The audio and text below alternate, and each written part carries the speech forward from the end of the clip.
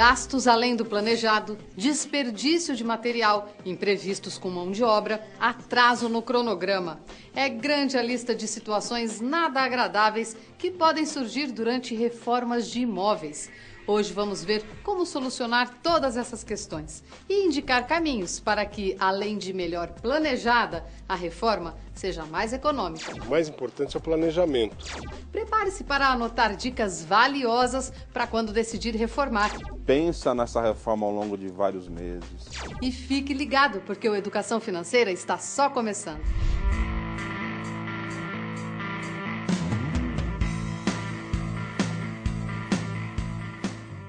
Pensar na reforma de um imóvel sempre desperta sentimentos contraditórios. A empolgação ao imaginar os resultados e o receio de pensar nas dificuldades que podem aparecer pelo caminho.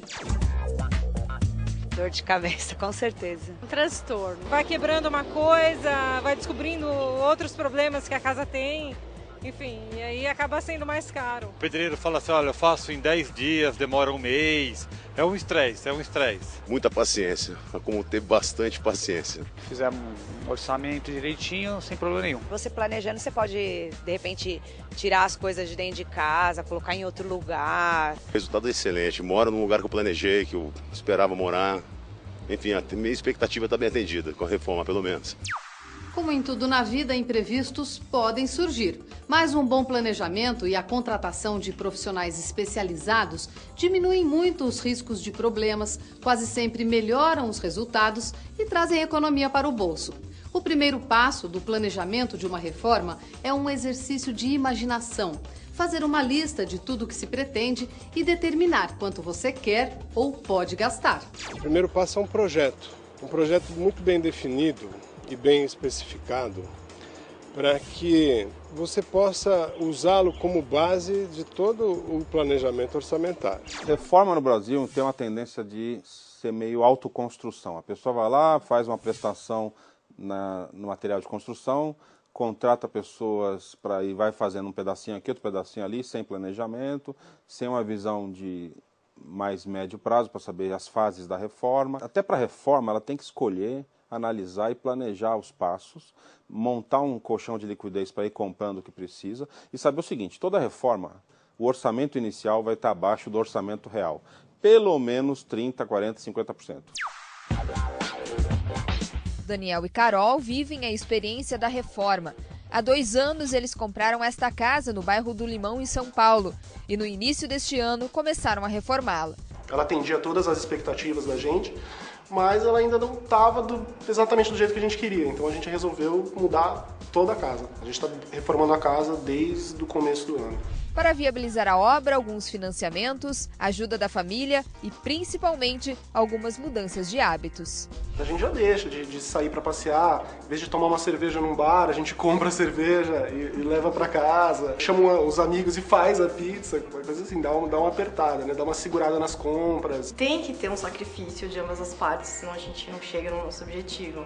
Eu, particularmente, troquei o carro pela moto. Já foi uma super economia na minha vida. Ele já andava de moto, trocou a moto pela bicicleta. Nós nos planejamos para tentar não ficar muito no vermelho. Daniel, que é publicitário, resolveu literalmente colocar a mão na massa. Ele mesmo, com a ajuda de Carol, fez no computador o projeto da reforma da casa. Eu comecei a modelar eu mesmo, junto com ela, o que a gente imaginava para nossa casa, né? Apresentamos para o empreiteiro e está indo até agora assim. Um empreiteiro para fazer uma obra dessas foi difícil. A gente começou pela internet, só que a gente só encontrava grandes empreiteiras, então era empreiteira para prédio, grandes reformas, nada que era acessível pra gente. Então a gente começou a bater de porta em porta, perguntar, você conhece alguém, pros amigos, pro vizinho, você conhece alguém para indicar? E às vezes não dava certo. Aí, um dia, ele saindo do trabalho dele, viu que a casa do vizinho estava reformando, gostou, foi lá bater, nem conhecia ninguém, bateu, conheceu o empreiteiro e a gente deu a maior sorte. As compras sempre foram feitas pela gente, né? O empreiteiro passava uma lista de material e a gente ia fazer uma pesquisa de preço. Então a gente já localizou fornecedores pequenos, por exemplo, de material básico aqui na região, que não cobram frete, que são baratos. Conseguimos encontrar outras empresas dessas de materiais que têm preço mais competitivo. Algumas coisas a gente já compra de imediato, porque já tem os fornecedores certos, né? Reformas maiores envolvem serviços e materiais diferentes. Podem mexer com a instalação hidráulica, os revestimentos ou até mesmo com a estrutura do imóvel. Nesses casos, gastar na contratação de um engenheiro ou arquiteto pode se converter em economia. E não pense que esse serviço é apenas para pessoas de alto poder aquisitivo. Existem profissionais para todos os bolsos. Eles cobram, em média, 5 a 25% do valor total da obra, mas trazendo soluções e evitando erros que impactam a obra. Podem economizar o tempo do dono do imóvel, diminuir o prazo para execução da reforma, além de gerar economias na compra de materiais e garantir qualidade no serviço. Tudo isso, com certeza, compensa o valor pago. A responsabilidade que o arquiteto assume faz com que aqueles recursos sejam alocados de uma forma correta. O resultado físico, pessoal, emocional e financeiro formem um resultado em que todos fiquem satisfeitos. Em uma pequena reforma ou conserto pontual, é comum contratarmos diretamente um pedreiro, eletricista ou um pintor.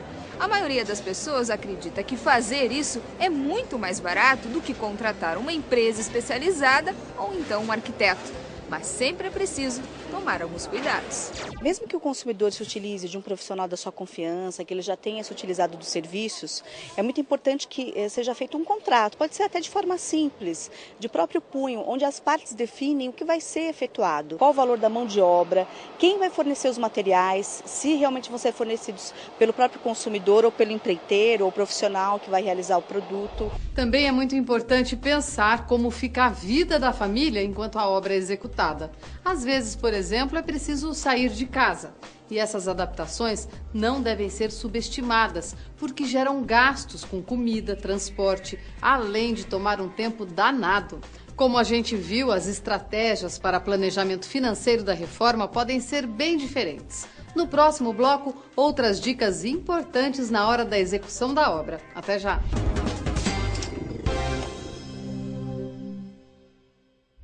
No programa de hoje estamos falando sobre o planejamento da reforma de um imóvel. Feito o orçamento, a execução da obra exige todo o cuidado do mundo. Basicamente, porque ninguém quer correr o risco de ver o dinheiro escorrer pelo ralo. Sempre é importante que no contrato faça menção a características da obra, que tipo de material vai ser empregado, caso haja a opção do consumidor de que o empreiteiro profissional forneça os produtos. E é muito importante a fixação de prazos, que seja fixado um prazo inicial, um prazo final, para que o não cumprimento da oferta possa ser cobrado por parte do consumidor. O que é necessário para iniciar as obras, contratar um profissional habilitado realmente para assinar os documentos, acompanhar, verificar, por exemplo, junto ao CREA se o arquiteto contratado está devidamente registrado e constar de todos os documentos os dados, como o nome completo, o registro junto ao conselho específico do profissional, onde ele pode ser encontrado, o endereço, o telefone. A economista Neuza também optou pela reforma de um flat na Vila Olímpia, em São Paulo. Ela decidiu pela compra de um imóvel mais antigo e de menor valor, já pensando nos gastos com a reforma. A obra terminou há alguns meses e o resultado não poderia ser melhor. Isso aqui é um cantinho que eu coloco as lembrancinhas de viagem, quadros. A cozinha era fechada, eu abri, fiz uma cozinha americana. Aqui era um guarda-roupa, abri para virar um closet. Eu abro o guarda-roupa, sai uma cama.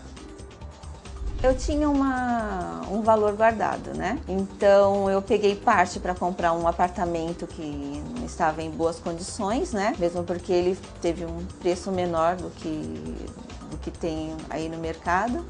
E peguei outra parte para fazer a reforma. Praticamente eu aloquei, né? Tirei dos meus investimentos e investi no apartamento.